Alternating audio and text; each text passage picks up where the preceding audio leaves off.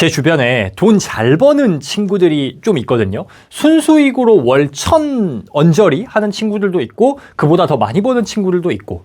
그런데 이 친구들이 하는 말이 야, 나 그래도 이 정도면 돈 잘 버는 것 같은데 왜 이렇게 항상 돈이 없지? 왜 부자가 안 되지? 그 말을 듣고 저도 생각해 봤어요. 저도 돈은 예전에 비해서 나쁘지 않게 괜찮게 버는데 부자가 아니거든요. 그래서 왜 그럴까 생각을 해봤습니다. 그래서 오늘은 돈을 많이 벌어도 부자가 못 되는 이유에 대해서 이야기해 보겠습니다. 돈 많이 벌어도 부자가 아니라고 느끼는데 가장 근본적인 원인을 딱 한 단어로 하면 바로 이겁니다. 바로 기준이 잘못되어서 돈은 많이 버는데 부자가 안 돼. 이런 말이 나오는 겁니다. 그렇다면 어떤 기준이 잘못되었다는 건지, 그렇다면 바람직한 기준은 또 무엇인지가 오늘 컨텐츠의 내용이에요. 자, 그렇다면 잘못된 기준이 무엇인지에 대해서 한번 세부적으로 이야기해 보겠습니다. 첫 번째, 돈은 기준이 아니다 라는 겁니다. 돈은 많이 버는데 나 왜 부자가 못 될까 라고 생각하는 거는 부자 되는 기준, 즉 부자가 되기 위한 조건을 돈이라고 봤으니까 그런 말이 나오지 않겠습니까? 근데 이런 생각이 드실 거예요. 당연히 돈이 기준이어야 되는 거 아니냐. 그럼 뭐로 부자를 판단하냐 라고 생각하실 수가 있습니다. 물론 여러분, 부자가 됐냐 안 됐냐라는 결론, 즉 결과를 판단할 때는 가진 돈을 봐야 될 겁니다. 그런데 우리 지금 부자가 아직 못 된 상황에서 왜 나 부자가 못 될까 라고 생각을 하고 있는 거잖아요. 이 상황에서는, 즉 아직 부자가 되지 못한 부자 되는 과정에서는 돈이 기준이면 안 된다라는 겁니다. 왜? 그러면 오히려 돈을 벌 수가 없어요. 제가 예전에 어떤 분을 만났는데 이분이 전자책을 팔고 싶다는 거예요. 자기 생각에 이 책은 정말 중요하고 정말 좋은 내용이라는 거예요. 그런갑다 생각했죠. 얼마에 팔 거냐고 물어봤어요. 그랬더니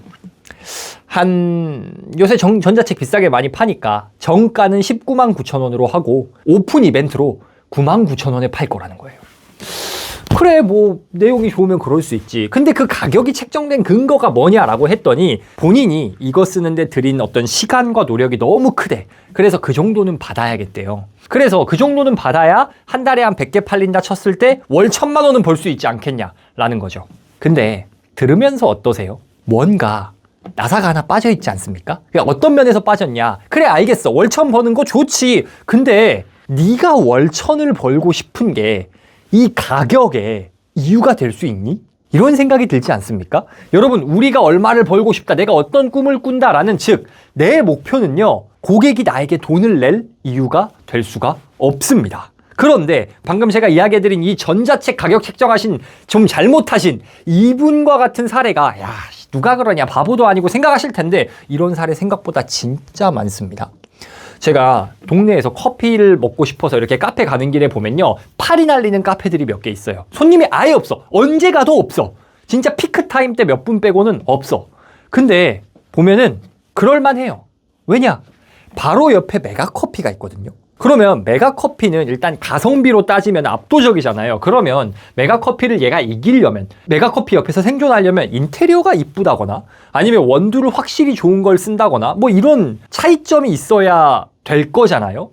근데 그런 것도 아니야. 그런 것도 아니고 그냥 저렴이 카페 느낌인데 가격은 2,000원이고 3,000원이야. 메가커피는 1,500원이거든요. 만약에 제가 물어보진 않았습니다만 그 사장님한테 이거 가격 책정 어떻게 하셨어요? 라고 하면은 아마 이런 말 하실 겁니다. 여기가 임대료도 비싸고 원가도 좀 높고 인건비도 있고 그러면 이 정도는 팔아야 돼요 하는 나름의 이유가 다 있을 겁니다. 그거 합당한 이유예요. 근데 고객 입장에서 보면 그 이유를 신경 써줄 이유가 있습니까?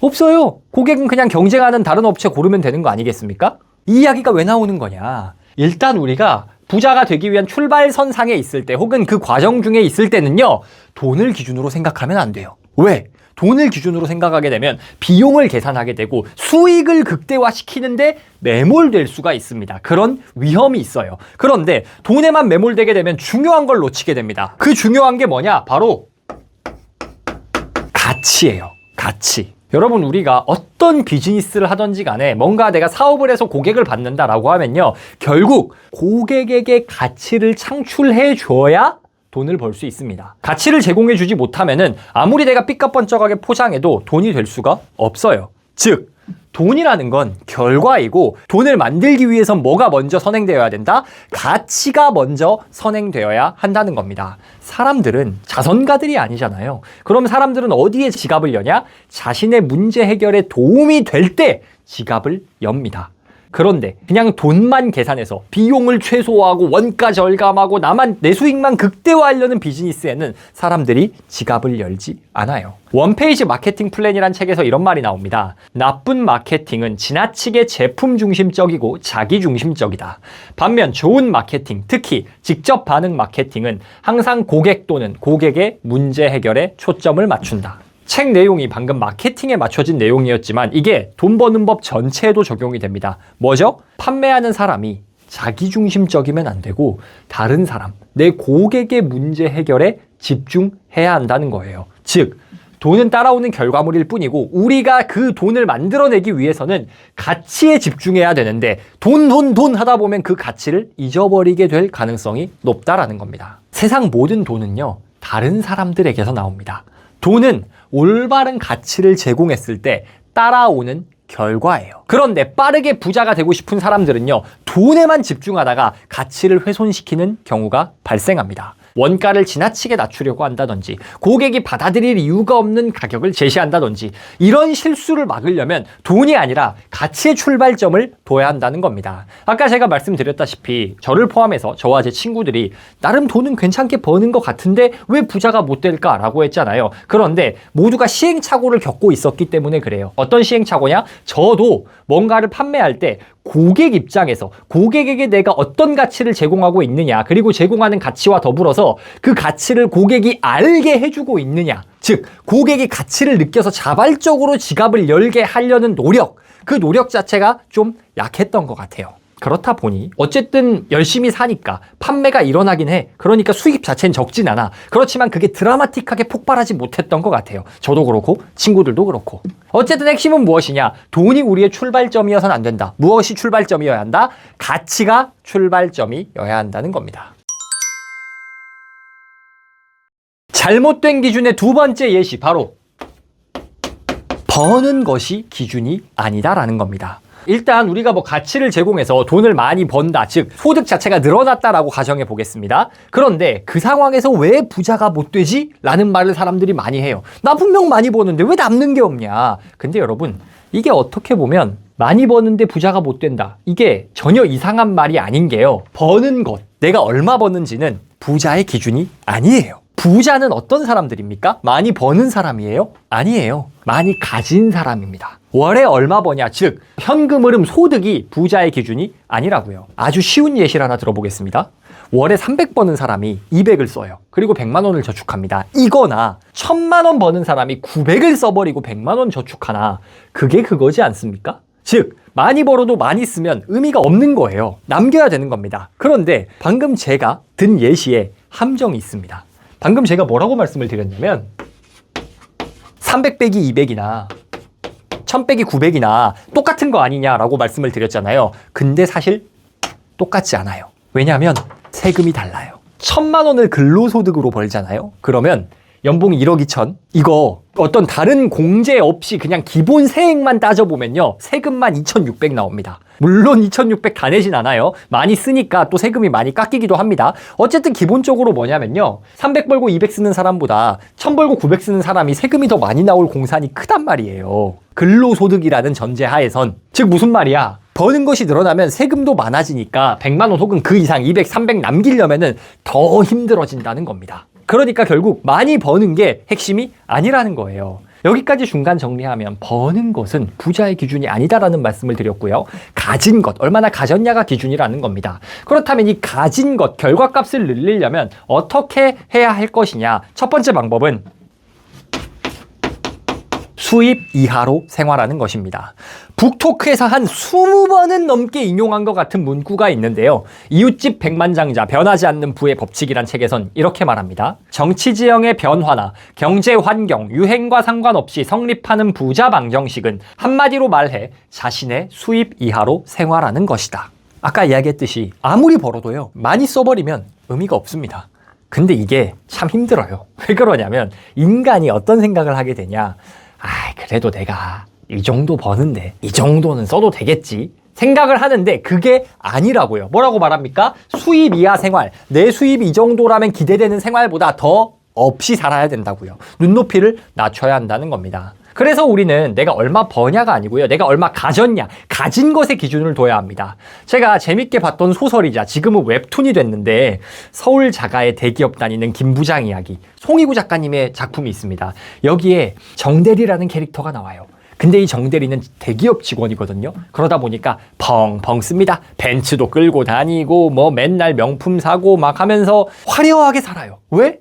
많이 보니까 야 대기업인데 뭐 이 정도는 해도 되겠지 생각하는 거죠. 그래서 꼭 자기랑 똑같은 와이프 만나가지고 고생하는 스토리가 요즘 웹툰에 나오고 있던데, 근데 이 많이 버는 정대리의 현실은 어떻습니까? 신용불량이야. 카드 밑에 쫓겨. 와이프랑 같이 사고 나가지고 와이프 병원비 내야 되는데 그 병원비 낼 돈 없어서 차 팔고 막 이러거든요.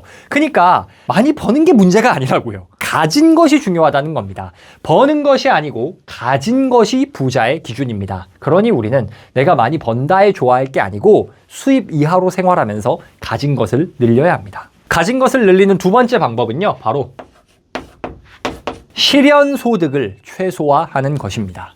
아까 말씀드렸던 이웃집 백만장자 변하지 않는 부의 법칙에서는 이런 말도 나옵니다. 재산을 모으려면 과세 대상인 실현소득을 최소화하고 미실현소득을 최대화해 부를 늘리도록 하라. 전형적인 이웃집 백만장자의 실현소득은 재산의 단 8.2%에 불과하다.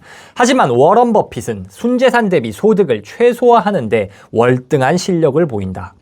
2012년 포브스에서 발표한 400대 부자 순위에 따르면 버핏은 460억 달러의 순재산을 보유하고 있었다.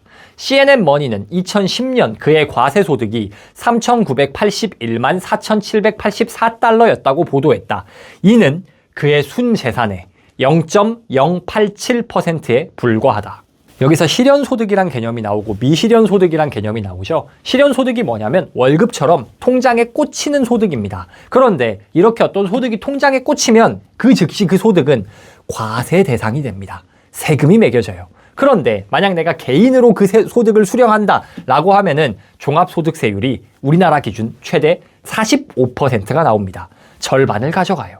그런데 실현소득은 통장에 찍히니까 세금이 떼이는데 미실현소득은 어떻습니까? 세금이 안 붙어요. 미실현소득이란 무엇이냐? 자산의 가치가 상승하는 거. 부동산의 집값이 올라간다든지, 물론 뭐 보유세는 올라갑니다만은 안 팔았잖아요. 그러면 세금 안 내는 겁니다. 양도세 안 내잖아요. 주가가 올랐다든지 내가 소유하고 운영하고 있는 회사의 가치가 상승했다든지, 이런 미실현소득은 뭡니까? 안 팔면 세금을 안 내요. 그래서 부자 되는 법이 뭐다? 과세 대상인 실현소득을 최소화하고, 분명히 나에게 돈이 되고 있지만 세금은 안 내는 미실현소득을 최대화해야 한다는 겁니다. 세금을 내지 말라는 게 아니라 나중에 내라는 거예요. 나중에 자산이 오른 다음에. 워런 버핏이 순자산 대비 과세소득이 0.087%라고 했잖아요. 이게 무슨 말이냐면 어떤 사람이 자산이 10억이라면 1년에 찍히는 소득이 870만 원밖에 안 된다는 겁니다. 이거 오해하시면 안 되는 게 탈세하라는 말이 절대 아닙니다. 당장 지갑에 꽂히고 버는 돈을 늘리는 게 부자 되는 길은 아니라는 말을 하고 있는 겁니다.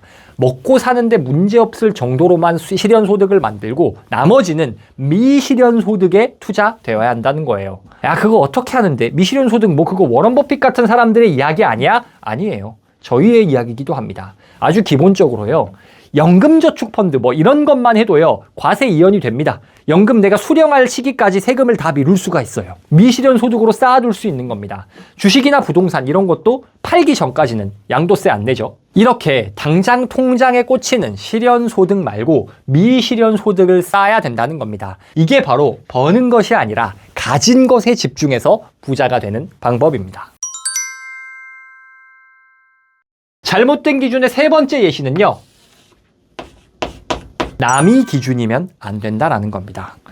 앞에서는 사실 부를 쌓는 방법에 대한 이야기였어요. 돈보다 가치에 집중해서 사업을 하는 경우, 이거는 투자를 하거나 저축하고 재테크를 하는 경우였다면 남을 기준으로 하면 안 된다라는 이야기는 마인드에 관한 이야기입니다. 즉, 부자의 기준이 남에게 있으면 안 된다라는 거예요. 아까 저와 제 친구들이 아무리 벌어도 부자가 안 돼 라고 말을 했잖아요. 근데 그 친구들 누군가가 보기에는 부자일 수 있어요. 저도 누군가가 보기에는 야, 너 부자잖아 라고 생각할 수 있을 겁니다. 왜 그러냐? 저는 그렇게 생각하지 않지만 부자라는 건 항상 상대적인 거거든요. 우리 5천만 국민 중에 대다수 국민들은요, 아마 서울 신축 아파트 살면, 서울 신축 아파트 요새 뭐 20m 가지 않습니까?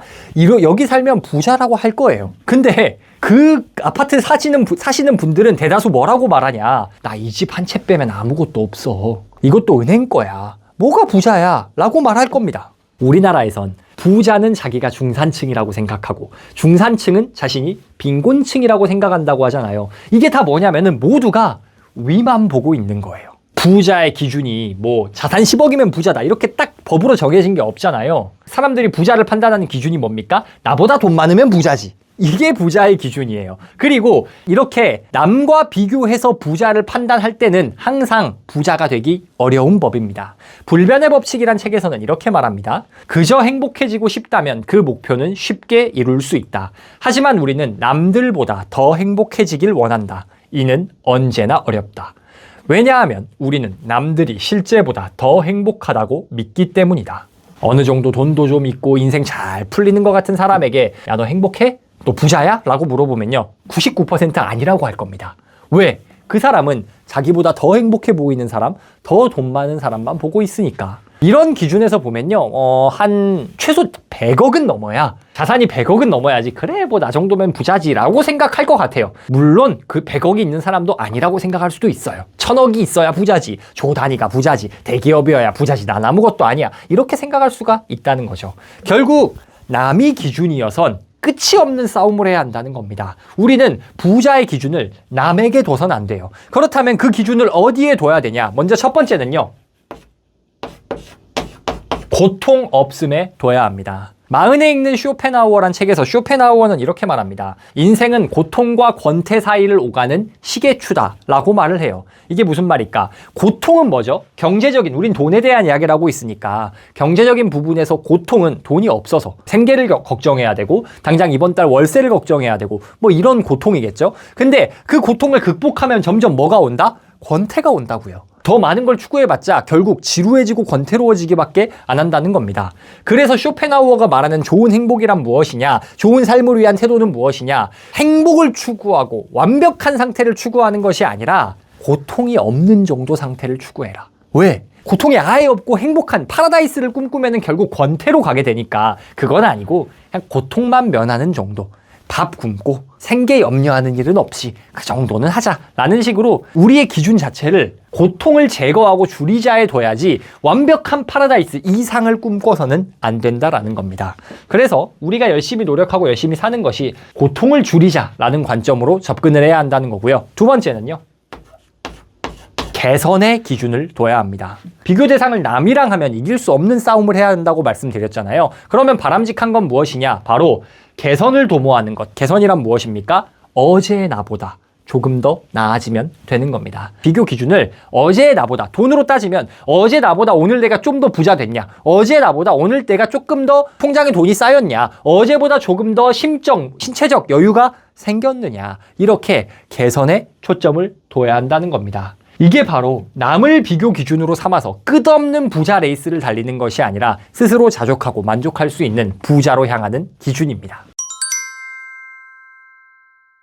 정리하겠습니다. 돈을 많이 벌어도 부자가 못 된다라고 사람들이 말하는 이유가 무엇이다? 바로 기준이 잘못되어서입니다. 첫 번째는요, 일단 돈을 기준으로 삼으니 부자가 될 수가 없다라는 겁니다. 소득이 조금 올라갈지언정 정말 큰 부를 창출하지 못하는 거예요. 왜? 부자가 됐는지 결과는 돈으로 판단할지언정 거기에 가기 위한 출발점과 과정에서는 돈이 아니라 가치가 먼저 되어야 하기 때문에, 특히 비즈니스를 하시는 분들이라면. 두 번째, 버는 게 기준이 아니고 가진 것이 기준이어야 한다. 그렇게 가진 것을 늘리려면 어떻게 해야 한다? 수입 이하로 생활. 내가 얼마 버는데 이 정도는 써야지 라고 생각하는 그거보다 더 낮은 기준으로 생활해야 한다. 두 번째, 실현소득을 최소화하고 자산, 미실현소득에 더 많은 투자를 함으로써 가진 것을 극대화해야 한다. 세 번째, 남이 기준이어서는 안 된다. 남을 기준으로 비교하는 것은 끝이 없다. 왜? 세상엔 늘 나보다 돈 많은 사람이 있기 때문에.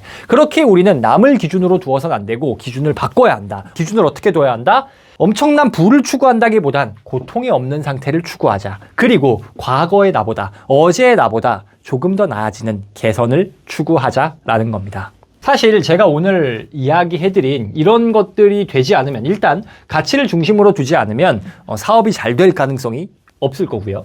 가진 것에 집중하지 않고 버는 것만 엄청 많이 벌린다고 한다. 그럼 많이 쓰면 말짱꽝일 것이고, 남이 기준이다라고 하면 내가 아무리 많이 벌어도 이재용 회장님보다 가난하면 부자가 아니라고 느낄 거 아닙니까? 그래서 부자가 되는 길에서 우리가 모두 열심히 살고 노력하지만 이런 것들을 한 번쯤은 생각해보고 점검해봐야 되지 않을까. 그래야지 우리가 원하는 외적으로도 내적으로도 풍요로운 그런 부자가 될 수 있지 않을까 하는 마음으로 오늘의 컨텐츠를 준비했고요. 이 영상을 보시는 모든 분들 진짜 부자 되시길 진심으로 응원하겠습니다.